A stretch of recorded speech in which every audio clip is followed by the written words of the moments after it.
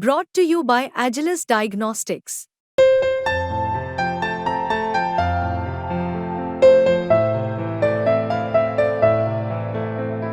Agilus Diagnostics.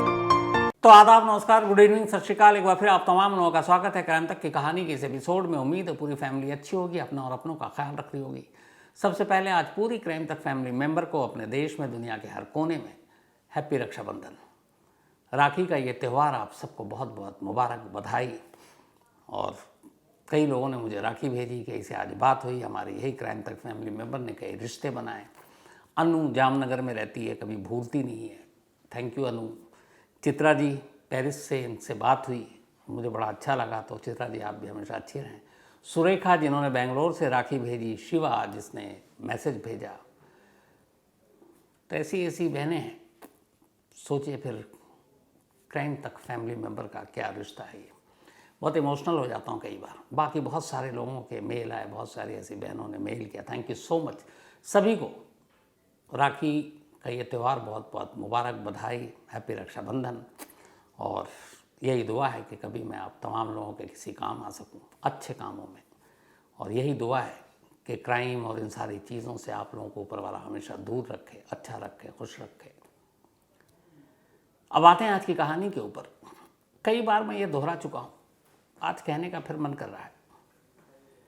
एक crime जब होता है तो उस क्राइम को सिर्फ उस क्राइम के नज़रिए से देखना चाहिए।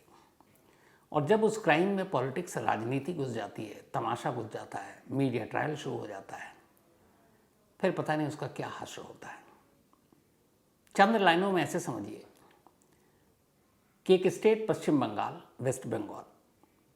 वेस्ट बंगाल के गवर्नर, राज्यपाल, उनके ऊपर वहाँ की एक महिला जो काम करती है राजभवन में, छेड़खानी का इल्ज़ाम लगाती है। अब उसी स्टेट पश्चिम बंगाल की सबसे ताकतवर नेता, मुख्यमंत्री, CM, chief minister Mamata Banerjee, उनके स्टेट की राजधानी कोलकाता में एक जूनियर डॉक्टर का रेप और फिर मर्डर होता है। वो 6 दिन के अंदर अंदर कहती हैं कि फांसी पे चढ़ा दिया जाए, फांसी पे चढ़ा दो।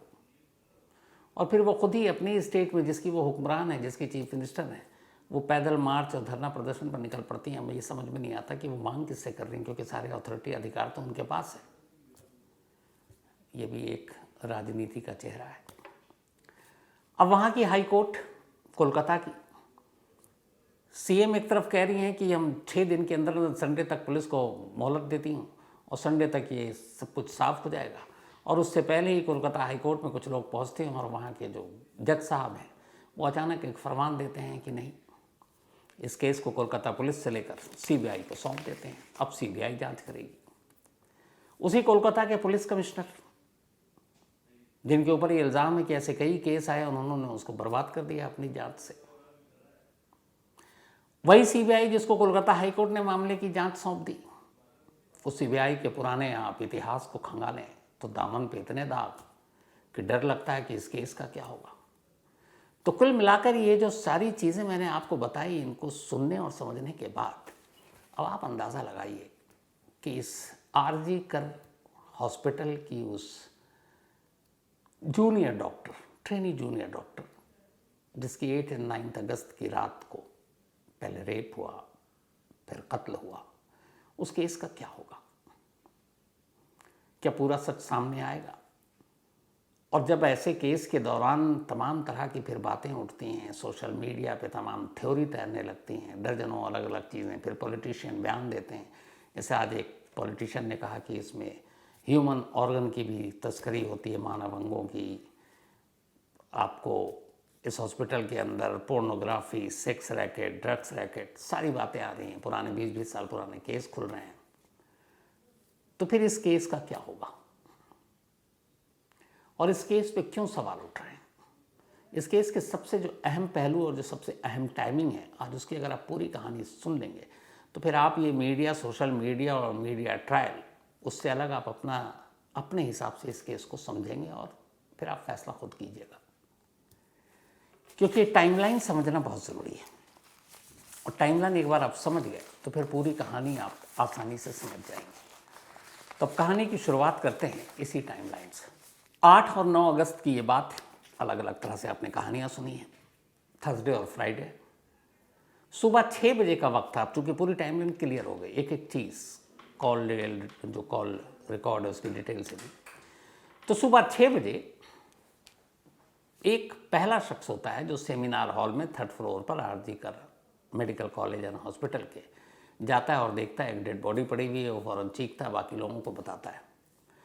अब 6 बजे उसने देखा, 6 से लेकर 7, ये टाइमिंग बड़ा इंपॉर्टेंट है। 6 से लेकर 7 तक हॉस्पिटल के तमाम बड़े अफसरान, डॉक्टर, रेजिडेंट डॉक्टर जो भी वहाँ मौजूद थे, सबको पता है, सब भागते हैं, सेमिनार हॉल में जाते हैं, देखते हैं। थोड़ी देर में वो आइडेंटिफाई भी कर लेते हैं कि ये जो बॉडी है ये किसकी है। अब पता चल गया ये जूनियर ट्रेनी डॉक्टर की है। पूरा 1 घंटा बीत जाता है। पहला विटनेस जिसने 6 बजे ये लाश देखी, अब 6 से 7, 60 मिनट, 1 घंटा बीत गया। अब ठीक 7 बजे पहली बार एक अस्पताल के आरजी करके जो सीनियर उस वक्त मोस्ट थे, वो अपने बॉस को फ़ोन करते हैं। बॉस यानी कि इस अस्पताल के प्रिंसिपल डॉक्टर संदीप घोष। संदीप घोष को ठीक सुबह 7 बजे कॉल किया गया अस्पताल से। ये CDR यानी कॉल डिटेल रिकॉर्ड में मौजूद है। 7 बजे कॉल किया और फ़ोन करने वाले ने बताया कि सर यहाँ सेमिनार हॉल में एक डेड बॉडी पड़ी हुई है और ये उसकी है। तो उन्होंने कहा ठीक है, मैं आता हूँ। अस्पताल से डॉक्टर संदीप घोष के घर की जो दूरी है वो लगभग आधे घंटे की दूरी है। सुबह ट्रैफिक कम होता है, फिर भी आधा घंटा लगता है। तो वो आधे घंटे दूरी पर रहते थे। फूल बागान एक नाम है, जगह है वहाँ का, वहीं। तो ये फ़ोन 7 बजे किया गया। वो कहते हैं मैं पहुँचता हूँ, और लगभग 8 बजे के आसपास डॉक्टर संदीप घोष अस्पताल पहुँच जाते हैं। 6 बजे लाश मिली, 7 बजे अस्पताल के बॉस को फ़ोन किया गया यानी डॉक्टर संदीप घोष। वो फ़ोन सुनते हैं और लगभग 8 बजे, आधा घंटा उनको चुके। उस वक्त हो सकता सुबह सुबह उठे हो, नहाने धोने में टाइम लगा हो, लेकिन 8 बजे के आसपास हॉस्पिटल पहुंच गए। अब 8 बजे हॉस्पिटल आते हैं, सेमिनार हॉल जाते हैं, वहाँ अब भी डेड बॉडी पड़ी हुई है। अब आप सोचेंगे 6 से 8 हो गया, लाश अब तक क्यों पड़ी हुई है? तो उसकी वजह थी। वजह ये थी कि चूँकि अस्पताल में ही लाश मिली, कुछ डॉक्टरों ने फ़ौरन जब खबर मिली वहाँ पहुँचे, नब्ज़ देखी, धड़कन देखी, और उन्होंने डिक्लेयर कर दिया कि शी इज़ डेड, मर चुकी है। अब चूँकि पुलिस केस है, क्राइम सीन है, बहुत सारे सबूत इकट्ठे करने हैं, तो इसलिए वो अपने वो सीनियर अफसरों का इंतज़ार कर रहे हैं। अब 8 बजे डॉक्टर घोष पहुँच जाते हैं, जो अस्पताल के बॉस हैं, प्रिंसिपल है। आने के बाद वो सबसे जानकारी लेते हैं, देखते हैं, खुद मुआयना करते हैं सेमिनार हॉल में। उसके बाद वो अपने ऑफिस में दाखिल होते हैं। अब घड़ी में टाइम हुआ था 9, मतलब 1 घंटा 60 मिनट डॉक्टर घोष भी अस्पताल में आने के बाद सब कुछ करते हैं। उसके बाद अपने कमरे में जाते हैं। लाश देखी गई थी 6 बजे, अब 9 बज चुके हैं, 3 घंटा बीत चुका है। 9 बजे पहली बार डॉक्टर संदीप घोष कोलकाता पुलिस को फ़ोन करते हैं कि हमारे हॉस्पिटल के सेमिनार हॉल में एक जूनियर डॉक्टर की लाश पड़ी। अब पहला सवाल यही आता है कि जब इस तरीके से अननेचुरल डेथ होती है, किसी की मौत होती है, और वहाँ तो ये था कि लाश के जिस्म पर सिर्फ एक अदद कपड़ा था, चेहरे से लेकर पैर तक जख्मों के निशान थे। कोई भी देखकर, एक आम आदमी, उसके लिए डॉक्टर होना ज़रूरी नहीं, पुलिस होना भी ज़रूरी नहीं, देखकर बता देगा कि इसके साथ क्या हुआ है। ये सब देखने और जानने के बावजूद 3 बेशकीमती घंटे अस्पताल बर्बाद करता है और 9 बजे पुलिस को इन्फॉर्म करता है। इसके बाद 9:10 से 12 मिनट के दरमियान कोलकाता पुलिस पहली बार मौके पर पहुंचती है। अब बताइए कि 9 बजे पहली बार पुलिस को कॉल गई, 3 घंटे बाद। और इस दौरान में हुआ यह कि सेमिनार हॉल में जैसे ही सुबह 6 बजे लाश की जानकारी मिली, पूरे अस्पताल में ये खबर फैल गई। फिर क्या डॉक्टर, क्या जूनियर डॉक्टर, क्या मेडिकल स्टाफ, क्या नॉन मेडिकल स्टाफ, क्या कर्मचारी, सफाई कर्मचारी, चौकीदार, सिक्योरिटी गार्ड, सब उस सेमिनार हॉल में। और जो जहाँ पे जा रहा है, मतलब उनके जूतों के निशान, चप्पलों के निशान, हाथ इधर उधर लगा रहे हैं, जो सबसे मेन उस वक्त एविडेंस होता है, उन सब का बंटाधार हो गया। क्योंकि इतने लोग घुस आए, किसी ने क्राइम सीन को प्रोटेक्ट नहीं किया। और ये बेसिक है, जबकि वहाँ पढ़े लिखे सारे डॉक्टर थे। वो डॉक्टर जिनके पास खुद ऐसी लाशें आती हैं, पोस्टमार्टम करते हैं, जांच करते हैं, तो फिर वो इन चीज़ों का ख्याल रखते हैं। लेकिन वहाँ ऐसा लगा कि ये सब पढ़े लिखे लोग हैं ही नहीं। 3 घंटे देरी से पुलिस को खबर, 3 घंटे में क्राइम सीन का सत्यानाश। अब भी अभी चीज़ें बची हुई हैं। अब पुलिस आती है, उसके बाद सारी ब्रीफिंग होती है, सब कुछ चलता है। अब लगभग 4 घंटे और 53 मिनट बीत चुके हैं जब पहली बार लाश को देखी गई। अब सुबह के 10:53 हो रहे हैं, 10:53 AM। 10:53 AM पे पहली बार अस्पताल को होश आता है कि इस जूनियर डॉक्टर के घर वालों को इन्फॉर्म किया जाए। पहला कॉल जूनियर डॉक्टर की माँ के मोबाइल पर आता है, क्योंकि उसने जब यहाँ आई थी तो अपने फैमिली पेरेंट्स का नंबर देना होता है, इमरजेंसी कॉन्टैक्ट नंबर। उसने इमरजेंसी कॉन्टैक्ट नंबर अपनी मदर का दिया था। उस माँ के मोबाइल पर एक कॉल आता है 10:53 मॉर्निंग में, लाश मिलने के 4 घंटे और 53 मिनट बाद। पहला कॉल करने वाला कहता है, जी मैं आरजी कर अस्पताल से बोल रहा हूँ, आपकी बेटी की तबीयत ठीक नहीं है, आप आ जाइए। इससे पहले कि माँ कुछ और पूछे, फ़ोन कट। अब एक बेटी की तबीयत नहीं, अचानक हॉस्पिटल से फ़ोन आ रहा तो कोई भी माँ बाप घबराएगा। माँ घबराती है, फ़ौरन पलटकर उसी नंबर पर रीडायल करती है।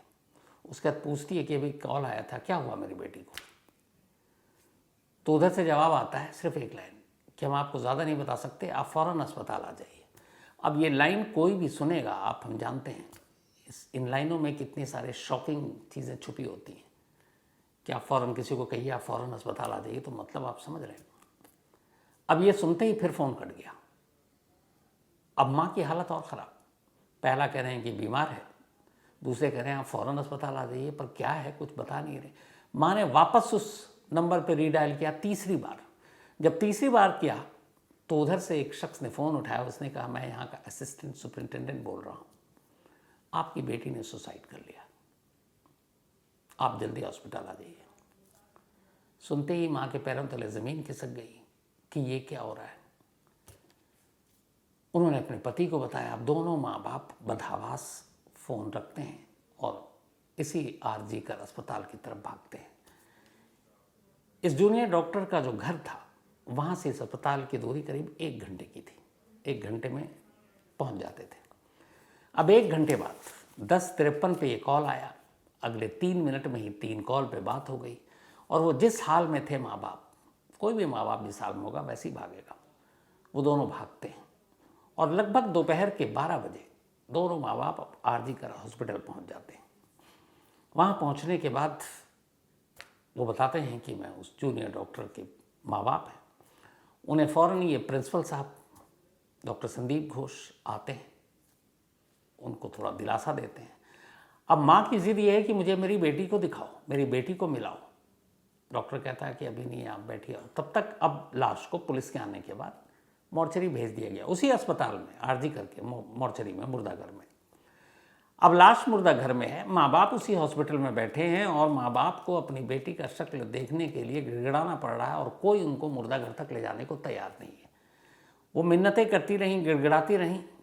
3 घंटे बीत गए इस मिन्नतों में, इस गिड़गिड़ाने में। 12 बजे पेरेंट्स हॉस्पिटल पहुंचे थे। अब दोपहर के 3 बज गए और इन 3 घंटों में बार बार यही दिलासा दिया जा रहा है कि आपकी बेटी ने सुसाइड किया। 3 घंटे बाद जब लगा कि अब इस माँ बाप को मना नहीं सकते, और कैसे रोकेंगे आप, जिसके बच्चे के बारे में आप बता रहे हैं उसकी बेटी दम तोड़ चुकी है और आप उसको उसका चेहरा देखने से कैसे रोक सकते हैं। 3 घंटे बाद अस्पताल जागा और कहता है कि अच्छा चलिए आपको मिलाते हैं, क्योंकि माँ बिल्कुल पागल जैसी हो गई थी। 3 घंटे बाद मॉर्चरी में ले जाते हैं, लाश पड़ी हुई थी। माँ को दिखाया जाता है, चादर से ढका हुआ था उस वक्त डेड बॉडी। जब चादर हटता है तो माँ देखती है कि पैंट नहीं है, सिर्फ कपड़े का एक टुकड़ा है जो ऊपरी हिस्से में है। होठों से और आंखों से खून रिस रहा है और सर से पैर तक, चूँकि कपड़े थे नहीं, सारे जख्म दिख रहे हैं। जैसे ही इस लाश को देखा माँ वहीं पे चीखी। उसने कहा कि कौन कहता है मेरी बेटी ने खुदकुशी की है, ये मर्डर है, ये कत्ल है। कोई भी देख के बता देगा इस हालत में कि कोई खुदकुशी करने से पहले अपने जिस्म पर सैकड़ों जख्म कैसे दे सकता है। माँ वहाँ पे चीखी चिल्लाई, उसके बाद बाहर आती है। अभी तक ये मामला अस्पताल की 4 दीवारी में है। बस ऐसे है कि किसी स्टाफ की मौत हो गई है, ये है वो है। लेकिन शाम होते होते अब उस जूनियर डॉक्टर के साथियों को ये बात पता चलती है। अब वो हॉस्पिटल के अंदर थोड़ा सा धरना प्रदर्शन करते हैं। शाम होते होते मीडिया तक खबर छन के आती है। फिर मीडिया में ये खबर आती है, लेकिन इस तरह से डिटेल में नहीं आती है। अब अगले दिन हो जाती है फ्राइडे के बाद सैटरडे। सैटरडे को पूरे अस्पताल के बाहर धरना प्रदर्शन शुरू, क्योंकि अब जब ज़ख्मों का हिसाब और उसके साथ हुई हैवानियत की लाइनें जब लोगों के कानों तक पहुंचती हैं तो उनका गुस्सा बढ़ता जाता है। अब अस्पताल के बाहर धरना प्रदर्शन। इधर पुलिस आती है, पुलिस सीसीटीवी कैमरे देखती है, संजय राय नाम के एक शख्स को उठा कर ले जाती है और कहती है कि यही है जिसने मारा है, शराब के नशे में था, ये आया, पहले भी आता रहता है, सिविक वॉलेंटियर है। ये कहानी आपको डिटेल में बताई भी, और उसका जो ब्लूटूथ नेक बैंड था मौके से मिला और ये उसके फ़ोन से कनेक्टेड है, इसलिए यही कातिल है। ये कहकर कोलकाता पुलिस अपना दामन साफ कर लेती है। अब इधर पोस्टमार्टम हो जाता है। पोस्टमार्टम के बाद अब अस्पताल के बाद जैसे जैसे बात फैल रही है, धरना प्रदर्शन बढ़ता जा रहा है। धीरे धीरे अब मीडिया में ये हेडलाइन है, ये सारी टाइमलाइन देखिए। उसके बाद कोलकाता से दिल्ली, दिल्ली से बाकी स्टेट, और ये खबर अब इधर उधर फैलती जा रही है। अब उधर पोस्टमार्टम हो चुका, पुलिस को भी पता है कि अब धरना प्रदर्शन जारी है, तो सबसे पहले तो अंतिम संस्कार कराओ। अब जहाँ ये रहती थी, जिस हॉस्पिटल से 1 घंटे की दूरी पर जूनियर डॉक्टर, वहीं पे एक शमशान था। पुलिस अपनी निगरानी में डेड बॉडी को लेकर, और कोलकाता पुलिस के बड़े सीनियर अफसर उस शमशान में पहुंचते हैं। जब शमशान में पहुंचते हैं, पेरेंट्स साथ थे, वहाँ देखते हैं तो वहाँ 3 अर्थियाँ ऑलरेडी थीं वेटिंग लिस्ट में, और सबकी बारी थी। जो पहले आया उसका पहले अंतिम संस्कार, तो 3 अर्थियाँ रखी हुई थी। इस जूनियर डॉक्टर की अर्थी 4थे नंबर पे थी। जब ये शमशान पहुँचे तो पता चला कि अभी 3 अर्थियाँ यहाँ लगा के तो काफ़ी टाइम लगेगा। तो फिर पुलिस वालों ने बात की शमशान के केयरटेकर से, जो भी इंचार्ज है, और उसने कहा कि देखो ऐसे ऐसे, और पहले इसको जल्दी करना है। वो भी तैयार, भैया पुलिस वाले वर्दी में खड़े हुए हैं, किसकी औकात है मना करने की। उसने कहा ठीक है साहब, पहले यही चिता सजा देते हैं। उसका पहले जूनियर डॉक्टर की चिता सजी, उन तीनों को साइड कर दिया गया। उसके बाद अंतिम संस्कार। अब पुलिस का ये कहना था कि हमने तो माँ बाप की सहमति ले ली थी, उनकी मर्जी थी, इसलिए हमने पहले कराया। उस वक्त माँ बाप ने कुछ कहा नहीं, लेकिन माँ बाप का कहना था कि सहमति लेने के कई तरीके होते हैं, कि देखिए जल्दी करना है ये नहीं कि पहले ही करना है। तो कई चीज़ें बिना धमकी के भी काम हो जाता है। तो उन्होंने कहा कुछ इसी तरीके से मेरी बेटी का बाकी 3 से पहले अंतिम संस्कार कराया गया। अब ये जल्दबाजी क्यों थी? तो कोलकाता पुलिस का कहना था कि हमने लॉ एंड ऑर्डर को देखते हुए ऐसा किया, क्योंकि धरना प्रदर्शन तेज़ हो रहा था, लोगों का गुस्सा आ रहा था, और अगर ऐसे में हमें डर था कि जूनियर डॉक्टर की डेड बॉडी के साथ कहीं धरना प्रदर्शन शुरू हो गया तो मामला हाथ से निकल जाएगा, इसलिए हमने ऐसा किया। ये खैर उनकी अपनी दलील थी। अब ये भी हो गया। अब इधर धरना प्रदर्शन हुआ तो मुख्यमंत्री ममता बनर्जी फौरन ऐलान करती हैं कि हम संडे तक कातिल को पकड़ लेंगे और संडे तक उसे फांसी भी करवा देंगे, और उसको फांसी होनी चाहिए। और वो कह रही हैं हम तो चाहते हैं संडे तक फांसी हो जाए। अब कौन बताए कि राजनीति अलग है और क्राइम अलग है। किसी को आप 1 हफ्ते में 5, 6, 7 दिनों में फांसी के तख्ते तक नहीं पहुंचा सकते। अभी तो पुलिस ही इन्वेस्टिगेट कर रही है, इसके बाद पुलिस चार्जशीट बनाएगी, फिर लोअर कोर्ट जाएगी, फिर हाई कोर्ट जाएगी, फिर सुप्रीम कोर्ट जाएगी, फिर सुप्रीम कोर्ट में कितनी याचिकाएं और कितने अटेम्प्ट होते हैं, फिर प्रेसिडेंट हाउस में क्या होता है, ये आप कहानी निर्भया से जान चुके हैं। तो ये क्या राजनीति नहीं तो क्या है कि संडे तक फांसी करवा देंगे। लोग क्या बेवकूफ़ हैं? खैर ये होता नहीं है, लेकिन पुलिस जांच कर रही है। तब तक कुछ लोग हाई कोर्ट पहुँच गए। अब जब हाई कोर्ट पहुँचे तो हाई कोर्ट ने कहा कि भैया ये क्या है। हाई कोर्ट के सामने कुछ पॉइंट रखे गए और वो जेन्युइन पॉइंट थे। पहला कि जिस अस्पताल में ये लाश मिली उसी अस्पताल के मॉर्चरी में पहले तो आपने क्यों उसका पोस्टमार्टम कराया। जब मामला ऐसा हो गया तो किसी दूसरे सरकारी अस्पताल में जो जहाँ पे न्यूट्रल लोग करते, ये गलती थी। 6 बजे लाश मिली, 9 बजे पुलिस को कॉल क्यों कर रहे हो? 7 बजे प्रिंसिपल को खबर दी गई, 7 से 9 तक प्रिंसिपल ने किस किस से बात की, कौन लोग थे वो? पुलिस ने शुरुआती जो रिपोर्ट लिखी वो लिखी कि ये अननेचुरल डेथ है, अस्वाभाविक मौत। तो भैया जब आप आंखें तो हैं, आप बॉडी देख रहे हो, चेहरे से लेके पैर तक जख्म ही जख्म के निशान, आंखों से खून रिस रहा है, आंखों में शीशे धंसे हुए हैं चश्मे के, मुंह से खून आ रहा है, होंठ फटे हुए हैं, हाथ टूटा हुआ है, और आप कह रहे अननेचुरल डेथ। अननेचुरल डेथ कहाँ? या तो फिर उस सेमिनार हॉल में जहाँ ये थी कि कहीं से जंप भी करे तो वहाँ से जंप करने की कोई जगह ही नहीं थी या ना कोई सबूत थे। तो पुलिस ये कैसे लिख सकती है अननेचुरल डेथ? तो इस पे इन्होंने कोर्ट ने फटकार लगाई, फिर कहा कि जब ऐसा ही है तो आप क्या जांच करोगे। इसलिए खुद हाई कोर्ट ने, कोलकाता ने कहा कि ना ये रहने दो, सीबीआई जांच करेगी। हालांकि जो वैसे रूल है कागज़ पे लिखा हुआ वो ये है कि कोई भी स्टेट गवर्नमेंट किसी केस को अगर सीबीआई को सौंपना चाहे तो उसके लिए उस स्टेट के होम मिनिस्ट्री के थ्रू दिल्ली में होम मिनिस्ट्री को अर्जी जाती है, यानी चीफ मिनिस्टर के बाद कायदे से उनके पास राइट होता है कि वो किसी भी केस को रेफ़र कर सकते हैं सेंटर को कि आप सीबीआई जांच कर लो। लेकिन एक दूसरा भी पावर है कि सेम चीफ मिनिस्टर की तरह अगर उस स्टेट की सबसे बड़ी अदालत यानी कि हाई कोर्ट, हर राज्य की सबसे बड़ी अदालत हाई कोर्ट ही होती है, हाई कोर्ट के भी जज चाहे तो केस सीबीआई को रेफ़र कर सकते हैं। जैसे 2 एग्जाम्पल है। बिहार के नीतीश कुमार ने, मुख्यमंत्री जो थे, उन्होंने सुशांत सिंह राजपूत में सीबीआई रेफ़र कर दिया था क्योंकि सुशांत सिंह राजपूत के फादर वही रहते थे। कोलकाता में ममता बनर्जी की जगह कोलकाता हाई कोर्ट ने रेफ़र कर दिया। तो अब सीबीआई को जांच, सीबीआई भी एकदम तैयार बैठी थी, अगले दिन उतर गई मैदान में, पहुंच गई कोलकाता। अब क्या, पहले 4 दिन कोलकाता पुलिस ने जांच की, अब उसके बाद से सीबीआई कर रही है। सीबीआई की जांच शुरू हो चुकी है, 19-20 लोगों से पूछताछ हो चुकी है। लेकिन सीबीआई क्या जांच करेगी और कोलकाता पुलिस ने क्या जांच की अब तक? तो शुरुआत कोलकाता पुलिस की जांच से। कोलकाता पुलिस ने चूंकि जांच की शुरुआत की थी तो सबसे पहले सेमिनार हॉल यही पहुंची थी। वो ब्लूटूथ में एक बैंड भी उसे मिला था। संजय राय जो आरोपी जिसको बता रही है उसने भी उसी को पकड़ा था। और उसके बाद उसने ये भी लगभग मान लिया कि उसका फ़ोन मिल गया उससे, तो अब संजय राय ही जो है वो कातिल है, तो अब केस सुलझ गया। तो लगभग ये उनका था अपना। अब पुलिस इधर जांच कर रही थी, तभी एक डॉक्टर साहब कूद पड़े। एक डॉक्टर साहब ने कहा कि जो पोस्टमार्टम रिपोर्ट उसमें ये लिखा था कि 151 मिलीग्राम वाइट लिक्विड मिले। बॉडी में लिक्विड की बहुत सारी चीज़ें होती हैं, आपके इंटरनल ऑर्गन से लेकर म्यूकस से लेकर और भी कई चीज़ें। अब उनका कहना था कि एक एवरेज इंडियन का जो सीमेन होता है वो 5 मिलीग्राम का होता है और यहाँ 151 है, लेकिन इसमें कुछ और भी चीज़ें होता है तो भी इतनी ज़्यादा है कि उनके हिसाब से गैंगरेप एक आदमी का काम नहीं है। अब इसने एक नई थ्योरी को जन्म दे दिया। अब उधर कोलकाता पुलिस ने आनन फानन में इजाज़त दे दी कि भैया कि आप आरजीकर अस्पताल में ही पोस्टमार्टम कर लो, जबकि ये बेसिक था कि जो जहाँ क्राइम होता है जिस थाने के ही होता है उस थाने से केस दूसरे थाने की तरफ जाता है ना, कि भैया ये यहाँ का इंस्पेक्टर इसी के एरिया का हुआ तो उसको हटाओ, कोई और पुलिस वाला करेगा। उसी तरीके से स्टेट में सीबीआई आती है। तो यहाँ वो भी नहीं है।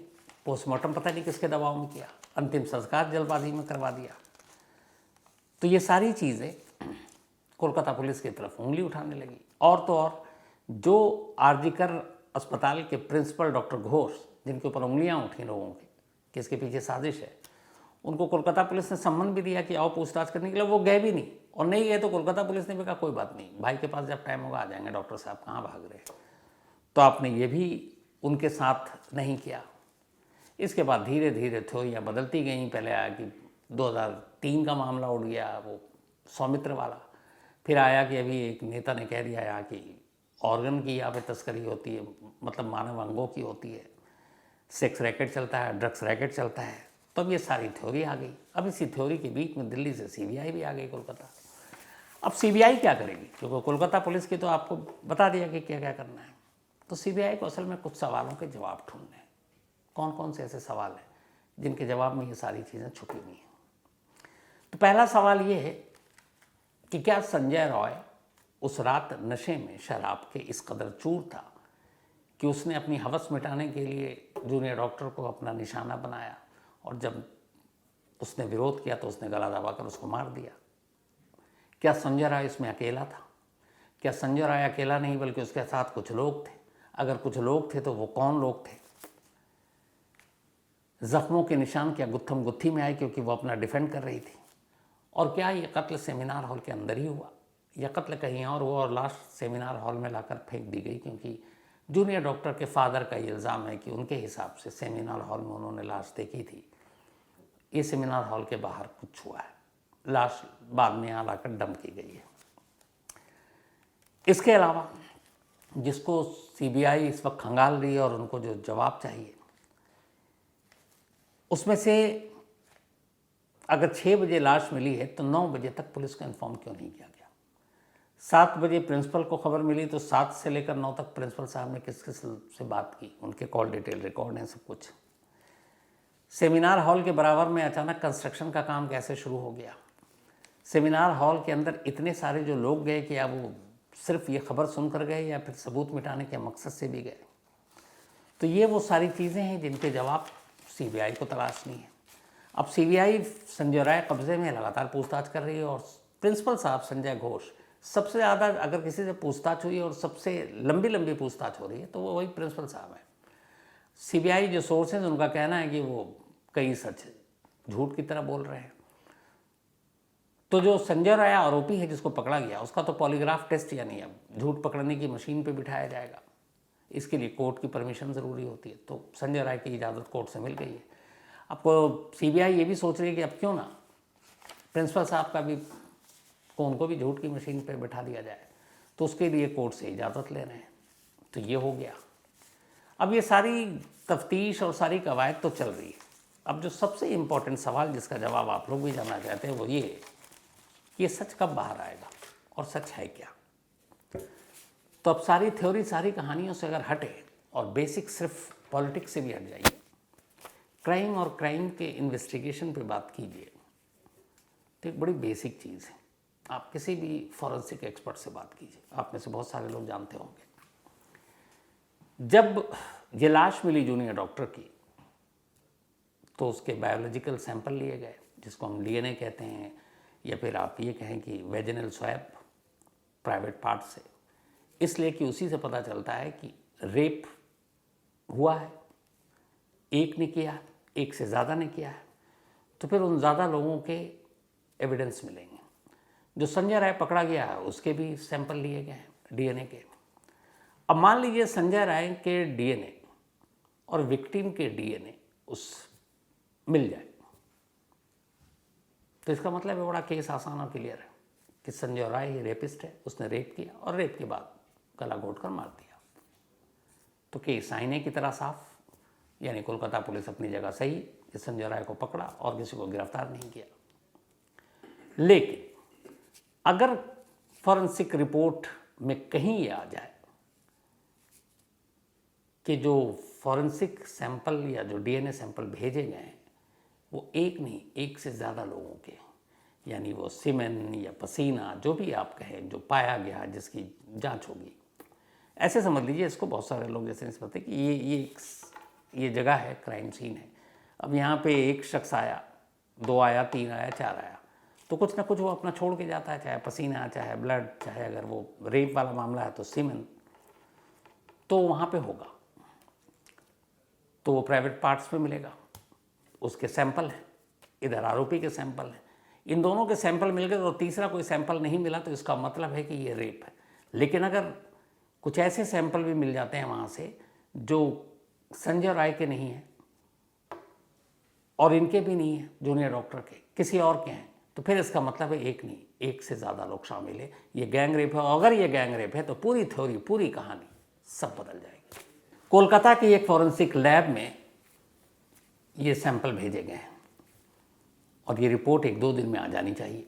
पहले ये कोलकाता पुलिस को मिलती, लेकिन अब मिलेगी सीबीआई को। तो एक रिपोर्ट जितनी जल्दी आ जाएगी इस पूरे केस को आईने की तरह साफ कर देगी। अब कई लोग ये पूछ सकते हैं कि क्या सैंपल बदला नहीं जा सकता? बिल्कुल बदला जा सकता है, अपने देश में ऐसे बड़े मिसालें भी हैं। लेकिन यहाँ एक अच्छी चीज़ ये है कि जो विक्टिम का सैंपल है, या विक्टिम नहीं भी हो तो माँ हैं और बाकी लोग जिनसे आप डीएनए सैंपल ले सकते हैं, और जो आरोपी है इस वक्त संजय राय, वो भी कस्टडी में है, तो जो सैंपल भेजते हैं वो आप जब बदलेंगे तो आप डीएनए नहीं बदल सकते किसी का कि ये सैंपल उठाया और दिखा दिया आपने, उठाया ए का, दिखा रहे हैं बी, क्योंकि ए का आप बाकी चीज़ें तो बदल सकते हैं, उसका डीएनए नहीं बदल सकते। तो आपके सामने मौजूद है, ये रहा, ये बंदा है, इसका डीएनए लीजिए, पता चल जाएगा ये सैंपल उसका है कि नहीं। अगर दूसरे का ये सैंपल रख दिया शीशी में तो पता चल जाएगा, क्योंकि डीएनए उसका निकलेगा। तो इसलिए यहाँ पे गुंजाइश नहीं बचती है। दूसरा, अगर पोस्टमार्टम रिपोर्ट में भी कुछ गड़बड़ की गई है, सीबीआई को शक हो, तो भी कोई मुश्किल नहीं है, इसलिए कि जो बाकी चीज़ें हैं वो फॉरेंसिक के लिए बचा कर रखी गई हैं जांच के लिए।